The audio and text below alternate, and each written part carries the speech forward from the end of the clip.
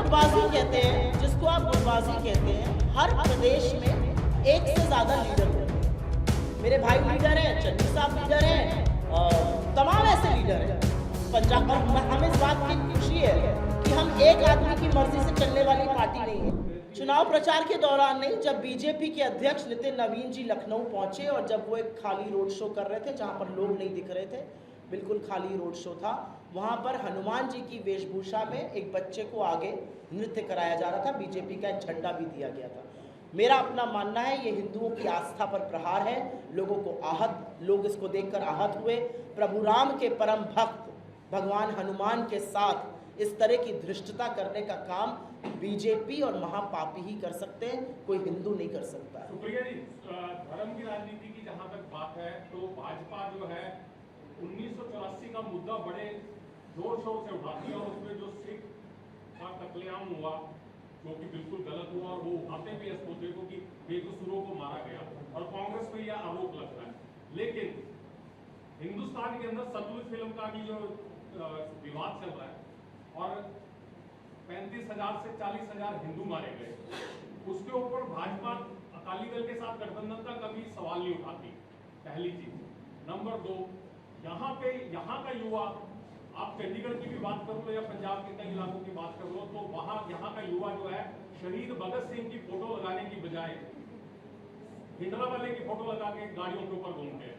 तो इसको आप किस तरीके से, किस नजरिए से देखते हैं? आपने जब बात कही तो आपने कहा वो धर्म की राजनीति करते हैं। बीजेपी और आरएसएस एक तरफ और हिंदू अनुयायी एक तरफ। हिंदुओं के लिए और हम भगवान राम के पुजारी हैं, वो भगवान राम के व्यापारी हैं। यही अंतर है हम में और उनमें। मैं आपकी बात को अगर आगे बढ़ाना चाहूँ तो मैं ये ज़रूर कहूँगी कि 1984 में जो हुआ वो सर्वथा गलत था। इसके बारे में हमारी लीडरशिप ने बोला है, कितनी ही सेवा और प्रायश्चित की बात की है। स्वयं राहुल जी ने सेवा करी दरबार साहब में, और ये भी सच है कि इस देश का प्रथम सिख प्रधानमंत्री बनाने का काम कांग्रेस पार्टी ने किया और एक ऐसे काबिल व्यक्ति को प्रधानमंत्री बनाया जिनकी दुनिया में वो इज्जत थी कि जब वो चलते थे तो ओबामा उनको अपना गुरु बुलाते थे। एक ऐसे व्यक्ति को राष्ट्रपति सिख कांग्रेस पार्टी ने बनाया। तो मुझे बीजेपी से कोई सर्टिफिकेट नहीं चाहिए। और जहाँ तक फिल्म की बात है, मैंने फिल्म नहीं देखी है।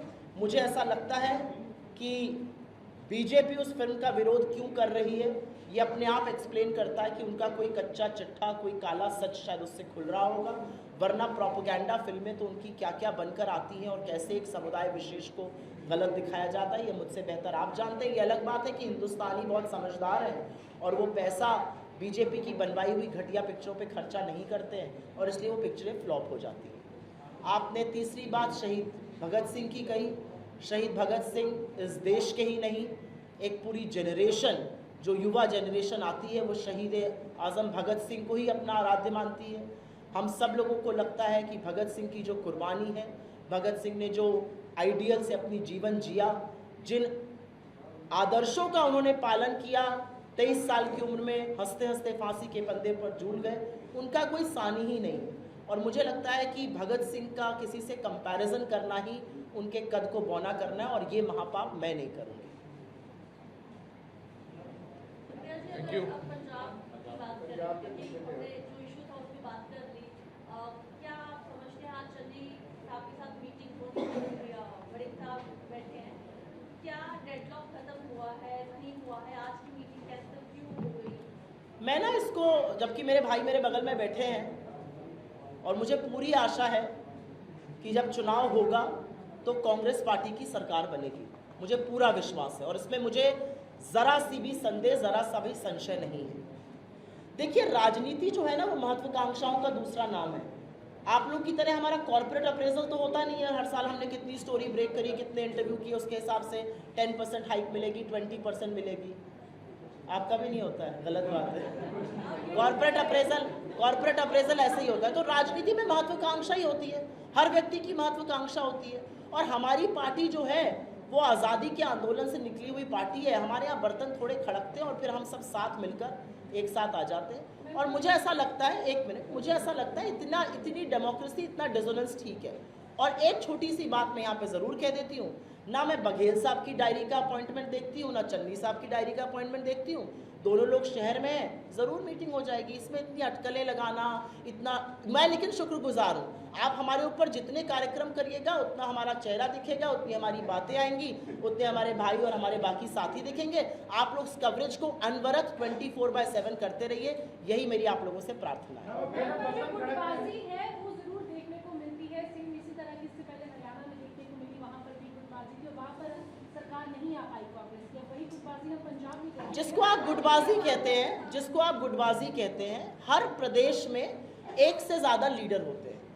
मेरे भाई लीडर हैं, चन्नी साहब लीडर हैं, तमाम ऐसे लीडर हैं पंजाब। और हमें इस बात की खुशी है कि हम एक आदमी की मर्जी से चलने वाली पार्टी नहीं है। एक आदमी उठ के कहता है तुगलकी फरमान आज ये होगा, आज पूरा देश लॉकडाउन में लगेगा, आज पूरा देश पैदल चलेगा, आज पूरा देश अपने ही नोट के लिए लाइन में खड़ा हो जाएगा। हम इस तरह की पार्टी नहीं है। हमारे यहाँ मुझे इस बात का फक्र है कि हमारे यहाँ हर प्रांत में अलग अलग लीडर्स हैं और हर लीडर की फॉलोअरशिप होती है।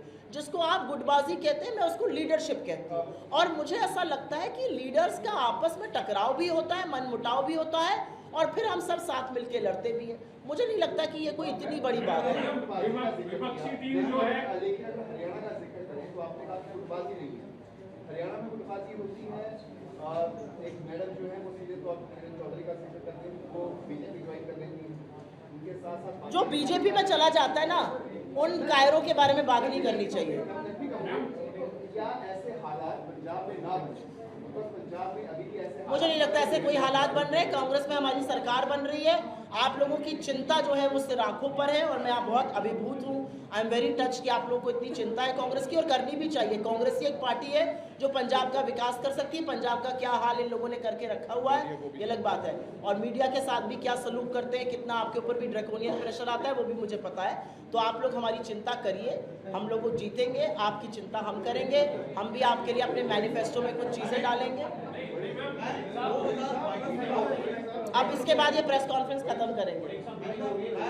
आप कह रहे हैं कि आपकी पार्टी में एक से ज्यादा लीडर है, उनकी अपनी अपनी फॉलोअरशिप है, लेकिन मैम आपको लगता नहीं है कि इस फॉलोअरशिप के चक्कर में पार्टी का कहीं ना कहीं नुकसान हो जाता है? 2022 में भी मुझे इस बात का बड़ा फक्र है कि मेरी पार्टी दिल्ली में बैठा हुआ एक आदमी चंडीगढ़ में घर लेकर नहीं चला रहा है, जो आपकी सरकार चला रहा है। मुझे इस बात का फक्र है कि हमारे बोर्ड के चेयरमैन दिल्ली से लाकर नहीं बनाने पड़ते हैं। मुझे इस बात का फक्र है कि हमारे मुख्यमंत्री को दिल्ली के बाहर खड़े होकर ऑर्डर नहीं लेने पड़ते हैं, जो आपकी सरकार और आपके मुख्यमंत्री ले रहे हैं।